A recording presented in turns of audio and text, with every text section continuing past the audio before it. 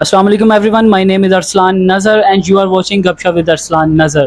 آج کا جو ہمارا ٹاپک ہے وہ ہم نے ٹاپک رکھا ہے سیلاب متاثرین کے اوپر۔ آج ہم بات کریں گے کہ سیلاب متاثرین کس قدر دردناک عذاب سے گزر رہے ہیں اور انہیں کیا تکالیف پیش آ رہی ہیں، اور ایسے میں ہماری جو فلاحی تنظیمیں ہیں وہ اس کے لیے کیا کردار سر انجام دے رہی ہیں۔ آج ہمارے ساتھ موجود ہیں طیب نذیر چودھری صاحب، جو پی پی 186 سے جماعت اسلامی یوتھ کے صدر ہیں، اور اس کے علاوہ یونین کونسل 19 سے چیئرمین کا الیکشن لڑنے کا ارادہ بھی رکھتے ہیں۔ تو جناب یہ تو ان کا ہو گیا سیاسی تعارف۔ اب تھوڑی سی بات کر لیتے ہیں کہ ہم نے آج سیلاب زدگان کے اوپر بات کرنی ہے، تو میں نے سیاسی شخصیت کو کیوں بلایا اپنے شو میں، تو اس کا جواب یہ ہے کہ ان کا تعلق الخدمت فاؤنڈیشن سے بھی ہے۔ تو طیب بھائی، آپ ہمیں کائنڈلی بتائیں گے کہ یہ الخدمت فاؤنڈیشن ہے کیا اور یہ کس طرح کام کر رہی ہے، اور سیلاب متاثرین کے لیے اس کی کیا خدمات ہیں اب تک کے لیے؟ بسم اللہ الرحمن الرحیم۔ ارسلان بھائی، پہلے تو آپ کا بہت بہت شکریہ کہ آپ نے مجھے اپنے پروگرام میں مدعو کیا، اور یہ آپ کی نوازش ہے۔ تو جیسا کہ آپ جو آپ کے پروگرام کا مقصد ہے کہ یہ سیلاب متاثرین جو اس وقت بہت برے حالات میں ہیں اور اپنے جو شب و روز ہے وہ کھلے آسمان تلے بسر کر رہے ہیں، تو پہلے تو میں آپ کو الخدمت فاؤنڈیشن کے بارے میں بتاتا چلوں۔ الخدمت فاؤنڈیشن جماعت اسلامی پاکستان کی برادر تنظیم ہے اور ایک فلاحی ادارہ ہے۔ الحمدللہ یہ دنیا کا 7واں بڑا فلاحی ادارہ ہے، اور ایشیا کا تیسرا، اور اب اس وقت پاکستان کا سب سے بڑا فلاحی ادارہ یا تنظیم آپ اس کو کہہ سکتے ہیں۔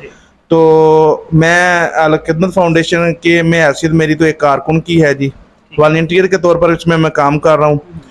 تو جیسا کہ آپ کو معلوم ہے کہ پورے پاکستان میں جس طرح آپ نے سوشل میڈیا پر دیکھا ہوگا، نیوز چینلز پر دیکھا ہوگا، اور بہت سے انٹرنیشنل اداروں نے بھی الخدمت فاؤنڈیشن کی خدمات کو سراہا ہے کہ بہت ہی کم وسائل کے باوجود جب یہ سیلاب نے تباہی مچائی، سیلابی ریلوں نے ہر طرف اپنا جو تباہی کا ایک سلسلہ شروع کیا، تو الحمدللہ جماعت اسلامی کے جو کارکنان تھے، الخدمت فاؤنڈیشن کے جو رضاکار تھے، بہت کم وسائل کے باوجود میدان عمل میں آئے، لوگوں کو ریسکیو کیا، ان کو محفوظ مقامات پر شفٹ کیا۔ آپ نے ویڈیوز بھی دیکھی ہوں گی کہ کس طرح یہ ایک جو میت والی چارپائی ہوتی ہے اس سے کس طرح کام لیا گیا، اور اس کے علاوہ جتنا بھی ان سے ہو سکا، جہاں جہاں پر بھی ان کے پاسبل تھا پورے پاکستان میں، انہوں نے لوگوں کی خدمت میں آئے۔ اور سراج صاحب جو سراج الحق صاحب امیر جماعت اسلامی پاکستان، انہوں نے اپنے تمام کارکنان کو کہا، اپنی قیادت کو کہا کہ آپ اپنی سیاسی جو سرگرمیاں ہیں اس کو ترک کریں،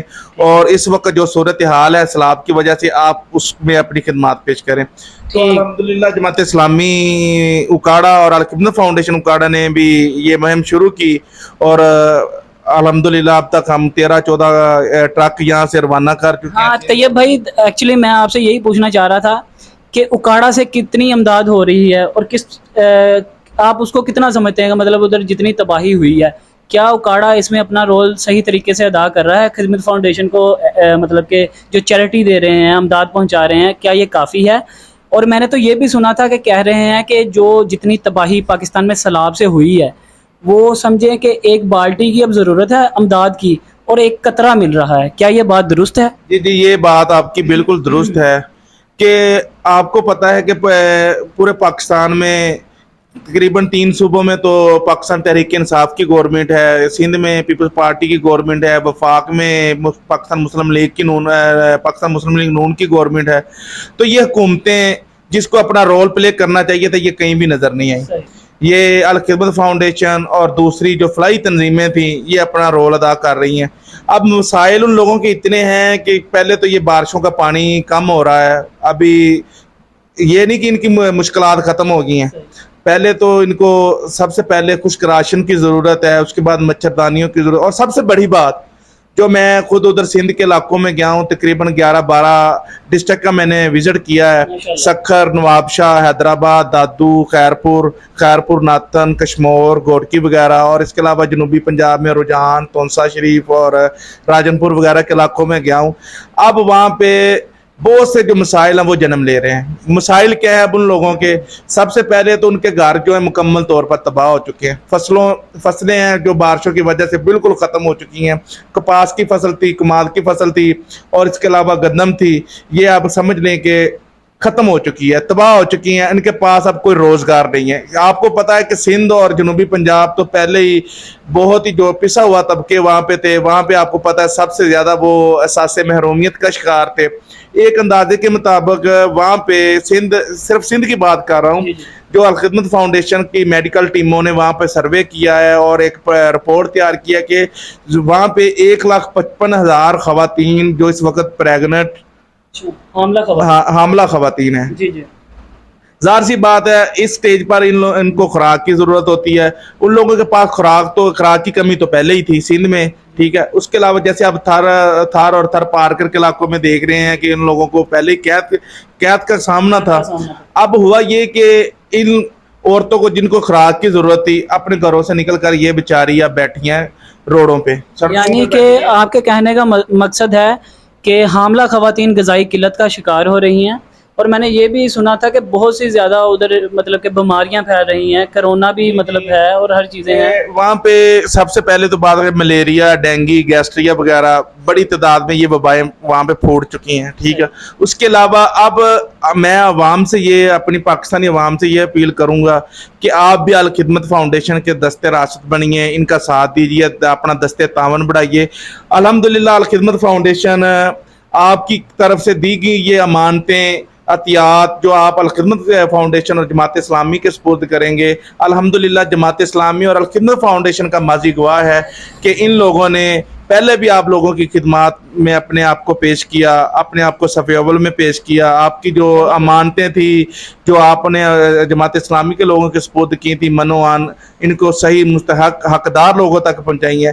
اب جو ارسلان بھائی بات یہ ہے کہ ان لوگوں کو جو اس وقت سب سے زیادہ ضرورت ہے وہ ادویات اور راشن کی ضرورت ہے, تو اس میں عوام کو بڑھ چڑھ کر حصہ لینا چاہیے. یہ ایک بہت ہی جو ہمارے لیے گمبھیر مسائل ہے, یہ ان کی آزمائش نہیں ہے, یہ ہماری آزمائش ہے کہ اللہ تعالیٰ ہمیں دیکھنا چاہتا ہے کہ ہم اپنے ان پاکستانی اور مسلمان بھائیوں کے لیے کیا کچھ کر سکتے ہیں. اچھا طیب بھائی, ماشاءاللہ آپ نے اس قدر مطلب وضاحت سے ہر چیز بیان کی ہے کہ میرے پاس سوال ہی باقی نہیں رہے. آپ نے اتنی ڈیٹیل میں ہر چیز بتا دی, بیماریوں کے بارے میں بھی بتا دیا.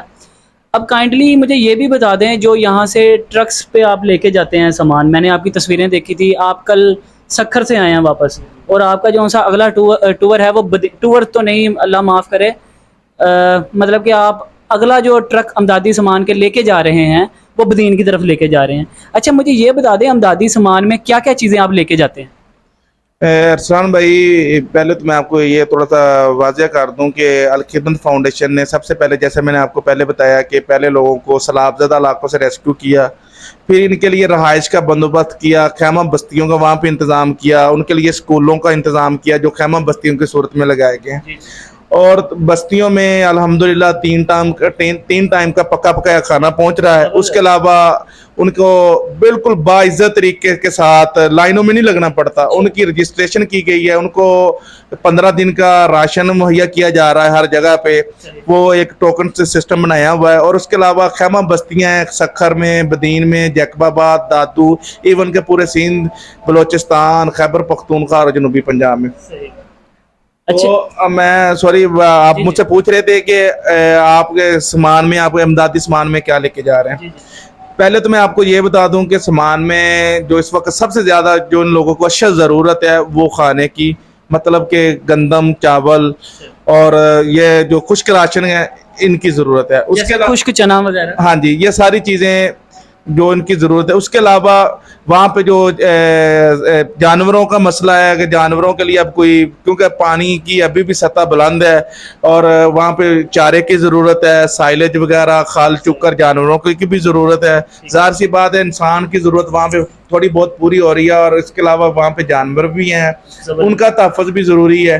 اور اس کے علاوہ اب جو ہماری جو اگلا جو پروسیجر ہے, ہم زیادہ سے زیادہ جو میڈیسن اور خشک راشن اکٹھا کر رہے ہیں تاکہ ان لوگوں تک پہنچ سکے, کیونکہ حکومتوں کو جو کرنا چاہیے تھا, جو ان کی ذمہ داری تھی, وہ اس کو ادا کرنے میں بالکل ناکام ہو چکی ہیں. یہ لوگ ووٹ لینے تو ان لوگوں کے پاس چلے جاتے ہیں ہر 5 سال بعد, اور جب یہ اس طرح کا کوئی مسئلہ آتا ہے, یہ قدرتی آفات اللہ کی طرف سے ہے. حالانکہ اس کا ہر بجٹ میں جناب, اس کے لیے اس کا ہر بجٹ, جب بجٹ پیش کیا جاتا ہے تو اس کے لیے بہت بھاری جو رقم مختص کی جاتی ہے, لیکن لگائی 1 روپیہ بھی نہیں جاتا. اچھا، اس کے علاوہ آپ نے بتایا ہے کہ آپ جی سندھ کے 12 اضلاع میں تقریباً جا چکے ہیں. کیا آپ نے وہاں کوئی گورنمنٹ کا بندہ یا اس کے علاوہ کوئی دوسرے بندے دیکھے ہیں جو امداد کر رہے ہوں، اور اگر وہ کر بھی رہے ہیں تو کس حد تک کر رہے ہیں؟ یہ بھی کچھ آپ بتا دیں کائنڈلی. ارسلان بھائی، میں جن ڈسٹرکٹ میں گیا ہوں وہاں پہ میں نے آپ کو ویڈیوز بھی سینڈ کی ہیں، لوگوں سے میں نے بات چیت بھی کی ہے کہ آپ ظاہر سی بات ہے سندھ میں موسٹلی جو ایریاز ہیں وہاں پہ ایم این اے اور M P As Pakistan Peoples Party سے تعلق رکھتے ہیں. ان لوگوں سے پوچھا گیا کہ کیا وہ لوگ آپ کے ساتھ کو تعاون کر رہے ہیں، تو ان کا جواب نہ میں تھا.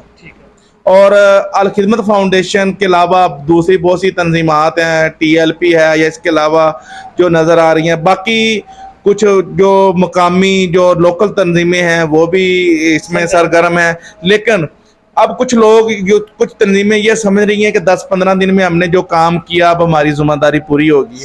حالانکہ ابھی ان کے لیے بہت ساری مشکلات کا ان کو سامنا ہے. ظاہر سی بات ہے ان کے گھر گر چکے ہیں. الحمدللہ سراج الحق صاحب نے ایک مہم کا آغاز کر دیا ہے کہ ہر جو اس سیلاب سے جو متاثر خاندان ہے اس کو ایک کمرہ اور ایک واش روم بنا کر دیا جائے گا جماعت اسلامی اور الخدمت فاؤنڈیشن کی طرف. جی بہت زبردست طیب بھائی. اچھا طیب بھائی، سب سے پہلے تو میں آپ کا بے حد مشکور و ممنون ہوں کہ آپ نے ہمارے لیے وقت نکالا اور ناظرین کو یہ ساری صورتحال سے آگاہ کیا. ہمارا مقصد بیسیکلی آج کے شو کا یہ تھا کہ لوگوں کو شعور دیں کہ ابھی انہیں بہت زیادہ امداد کی ضرورت ہے. تو سب سے پہلے تو طیب بھائی اللہ پاک آپ کے اس کام کو جو آپ مطلب محنت کر رہے ہیں اس کا پورا اجر دے، ٹھیک ہے. اور اس کے ساتھ ہی میں آج کے شو سے آپ سب سے اجازت چاہوں گا اور یہ ریکویسٹ کروں گا کہ سیلاب متاثرین کے لیے آپ جس قدر خدمت کر سکتے ہیں وہ خدمت کریں. جس طرح انہوں نے بتایا کہ الخدمت فاؤنڈیشن کس طرح مطلب سرگرم ہے، دن رات کام کر رہے ہیں، اور میں خود اس بات کا گواہ ہوں. میں نے اکثر رات کو ان کو کال کی ہیں، یہ گودام میں بیٹھے وہاں سامان پیک کر رہے ہوتے تھے، چاول پیک کر رہے ہوتے تھے، اور بڑا زبردست ان کا سسٹم ہے. اور یہ بھی چیک کرتے تھے کہ کسی ایک بندے کو بار بار راشن نہ آ جائے. تو ناظرین آج کے لیے اتنا ہی، ہمیں دیجیے اجازت. اللہ حافظ.